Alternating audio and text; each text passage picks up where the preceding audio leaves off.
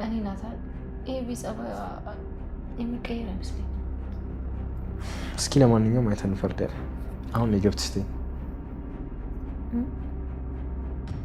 እዚህ ውስጥ አዎ፣ እዚህ ተኝ። ገብቼ ልተኛ።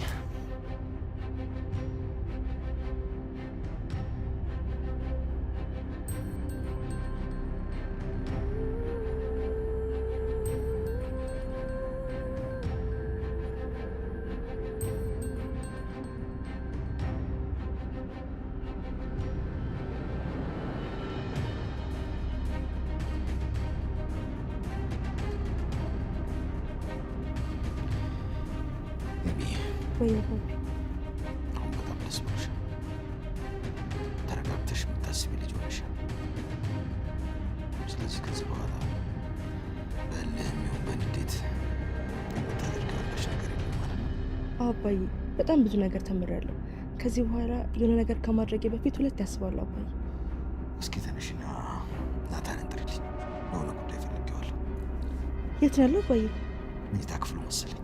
እሺ ቀስ በይ ደግሞ ሸፋፋ።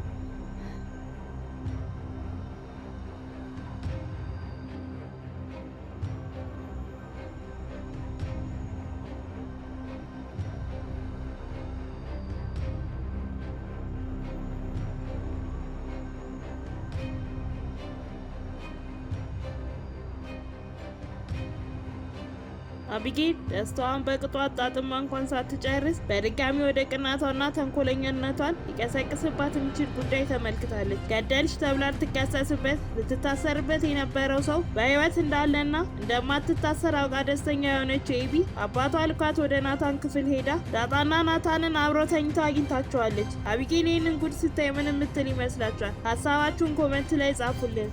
ከዚህ አስቀድሞ መርማሪ ፖሊስ በማታ ወደ ቤት ያመጣት ኤቢ ግራ ተጋብታ ጥያቄዎችን መጠየቅ ትጀምራለች። አባዬ ቆይ ግን ለምንድን ነው ያመጣኝ? አልገባኝም እኮ የዋስትና መብቴ ተፈቅዶልኛል። እሱን ስጠይቀው ምንም ለመናገር ፈቃደኛ አይደለም ብላ ስትለው ደረጀ እዚሁ አድረሽ ነገ በጠዋት ሬሳው ሊወጣ ስለሆነ እዚሁ እንድትሆኚ ነው አቢጌል፣ በቃ ግቢና ዛሬ ንደሪ ብሎ ሲላት ፖሊሱም ነገ በጠዋት እንደሚመጣ ነግሯቸው ወደ ስራው ይመለሳል። እሷም ወደ ውስጥ ስትገባ ናታንና ዳጣ ተቀምጠው ታገኛቸውና አጠገባቸው ሄዳ ማውራት ይጀምራሉ። ናታንም ይቀጥልና ኤቢ አትጨነቂ እሺ ብሎ ሲላት እሷም ችግር የለም ደህና ነኝ ስላልገባኝ ነው እንጂ እዚህ ማደሬ ለምን አስፈለገ ብላ ስትል ናታንም ምናልባት አባዬ ለፖሊሶቹ ብር ከፍሏቸው ይሆናል። በነገራችን ላይ ኤቢ አባዬ በጣም ኮርቶብሻል፣ ጥፋትሽን አምነሽ እኔ ነኝ የገደልኩት ስላች ብሎ እያለ ባለበት ኤቢም ውሃን ስትስማ ዳጣ ግራ ተጋብታ እንዴ አይኔ ነው እንዴ ወይስ የምር ኤቢ ውሃን እየሳመቻት ነው ብላ ስትል ኤቢም ትቀጥልና ውሃዬ በጣም ነው እሺ የምወድሽ እና ደግሞ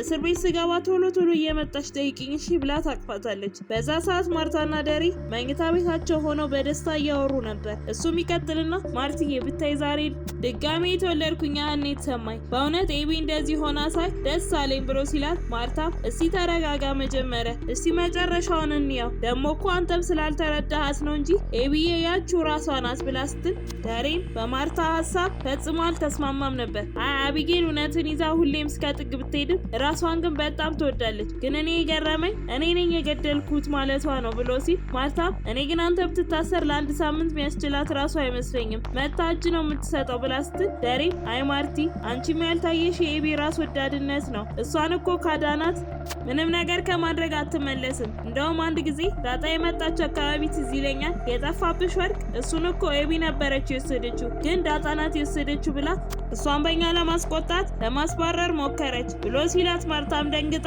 እውነትህን ነው ደሬ ይገርማል እና ልጅቷን ያለ ጥፋቷ ነው እንደዛ መከራዋን ያሳየዋት ስትል ደሬም አሁን እኮ አልፏል ሁሉም ነገር ብቻ ግን እንደለፋውባት ከአቢጌል ብዙ ነገር እጠብቃለሁ። ለማንኛውም ነገር የምናየው ይሆናል በይ በቃ አሁን ተኝ ብሏት ይተኛሉ።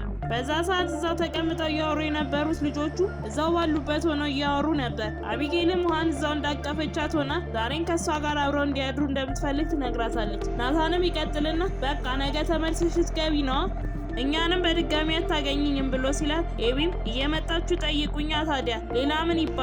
የኔ ህይወት እንደሆነ አብቅቶለታል። ዳጣ እንደምትወድህ እኔ በደንብ አድርጌ ያውቃለሁ። አንተም ትወዳታለህ። እኔ አሁን የማዋሽበት ምንም ምክንያት የለኝም። ነገ ስክሪኑ ሲወጣ ታሰራለሁ። ግን እኔ እወድሃለሁ ያልኩ የውሸት እንዳልነበረ ታውቃለህ ብላ ስትለው ናታንም ኤቢ የምታወሪው ነገር እውነት እንደሆነና እንደማትዋሽ ያውቃለሁ። ግን በቃ ይሄ ነገር በመፈጠሩ በጣም ነው ማዝነው ብሎ ሲል ኤቢም ትቀጥልና በቃ አሁን የኔ ህይወት አብቅቶለታል። የሄድኩበት መንገድ ወስዶ ገደል ከቶኛል። ግን በቃ ከመሞት መታሰር ይሻላል። አንድ የተረዳሁት ነገር እዚህ ምድር ላይ እውነትና ፍትህ እንደሌለ ነው። ስለዚህ በቃ መታሰሬ ግድ ነው። ውሃ ነይ ተነሽ፣ አሁን ወደ ክፍላችን ገብተን እንተኛ ብላት ተቃቅፎ ወደ መኝታ ቤት ይሄዳል። በነጋታው ጠዋትም ሁሉም ተሰብስበው ባሉበት መርማሪው ይቀጥልና እኔ ለአቢጌል በሁላችሁ ፊት አንድ ጥያቄ አለኝ። ግድያ በአንድ አዳር ወይም በአንድ ቅጽበት የሚፈጸም አይደለም። ከዚህ ቀደም ሰው ለመግደል አስበሽ ታውቂያለሽ ብሎ ስጠይቃት እሷም አላውቅም፣ ግን እስቲ እኔ ራሴን አንተን አንድ ጥያቄ ልጠይቅ። በየትኛው ህግ ነው ሰው የገደለ ሰው ቤቱ እንዲያድር ብትፈቅደው? ጠፍቼ ቢሆንስ ብላ ስትለው መርማሪው ለአባትሽ ስትይ አታደርጊውም። አንዳንዴ ርህራሄ ከህግ በላይ ይሆናል። ለዛ ነው እንድታድር የፈቀድኩልሽ። ለወደፊት ከፍ ያለ ቦታ እንደማገኝሽ ተስፋ አደርጋለሁ ብሎ ይላታል። በዛን ሰዓት ለዛ ቤቱን እያጸዳዳች ባለችበት ጥበቃቸው ገዜ ይመጣና በድንጋጤ እየተርበተበተ እንደዚህ ቤት ነገር ግራ አጋባኝ እኮ እዚህ ሰው ሞታል ብለው ይሸበራሉ። በዚህ በኩል ደግሞ ሌላ አዳ አንዱ ሳሩ ስር ተሽሎክልኮ ወደ ውስጥ እየገባ ሲርመጠመጥ አግኝቼ አናቱን በእርግጄ ጣልኩት ብሎ ሲላት ለዛም በድንጋጤ ታዲያ ለምንድን ነው ለእኔም ትነግረኝ? ለጋሼ ንገራቸው እንጂ ወይኔ መንገድ ውስጥ ነው የገባ ነው ብላ ትላለች። በዛን ሰዓት ናታን ሬሳውን ለማውጣት እየቆፈረ ማርታም ትቀጥልና እባክህ መርማሪ ከዚህ በላይ መታገስ አልችልም። ልጄም እንድትሰቃይ አልፈልግም። እባክህ ባልደረባህን አስመጣና አስቆፍር፣ እኛ ቤት እንግባና እንነጋገር ትለውና ተስማምቶ ወደ ቤት ሲገቡ ደረጀም ወደ ቤታቸው ጓሮ ሄዶ አንድ የወደቀ ሰው ሲያይም ደንግጦ ወደ እሱ ጋርም ጠጋ ይልና አንተ ብሎ ይቀሰቅሰዋል። ወዲያም ሲነቃ ምን እንደሆነ ሲጠይቀው ልጁም ጥበቃቸው መቶት እንደሆነ ይነግረዋል። ደረጀም ደህና መሆኑን አረጋግጦ ወደ ቤት ይዞት ይሄዳል። ወደ ውስጥ ሲገቡ አቢጌል ደንግጣ ራሷን ትስታለች። ውሃም ያመጡና እንደምንም ወደ ራሷ እንድትመለስ ያደርጓታል። እሷም እንደነቃች ወደ ልጁ እየጠቆመች እሱ ነው ብላ ስትል ማለታም ኤቢዬ አልሞተም እኮ በህይወት አለ፣ አንቺም አትታሰሪም፣ አየሽው አይደለ በህይወት አለ፣ ቅዠት አይደለም ብላ ስትላት ኤቢም የበለጠ ስለ ነገሩ ለማወቅ እንዲሁም ለማረጋገጥ አባዬ ብላ ንግግሯን ስትጀምር ደረጀ አዎ አቢጌል ልጁ አልሞተም፣ የዛን ቀን ራሱን ነበር የሳተው። እኔና ናታን ሆስፒታል ስንወስደው እዛው ነው የነቃው። ይህንን ጉዳይ ማታውቁት አንቺና ዳጣ ብቻ ናችሁ ብሎ ሲል አቢጌልን አይሆንም በፍጹም ይህን ማመን ይከብደኛል ብላ ስትል ሞተ ተብሎ የነበረው ልጅም ኧረ አልሞትኩም አለው። አንቺ ግን የሌለ ጸዴ አባት ነው ያለሽ ብሎ ሲላት ፖሊሱም ይቀጥልና አዎ ልጁ አልሞተም፣ ከመጀመሪያም የአባትሽ ሀሳብ ነው፣ እኔም ያንን አውቅ ነበር ብሎ ሲላት ተነስታ ከልጁ ጀምራ ሁሉንም ታቅፋቸዋለች። ከዚህ በኋላም ነው ሁሉም ተበታትነው ደስታዋ ያልወጣላት አቢጌል ከአባቷ ጋር ተቀምጣ ናታንን እንድትጠራለት ሲልካት ከዳጣ ጋር ተኝቶ ያገኘችው። በቀጣይ ምን የሚፈጠር ይመስላችኋል? ሀሳባችሁን ኮሜንት ላይ ጻፉልን።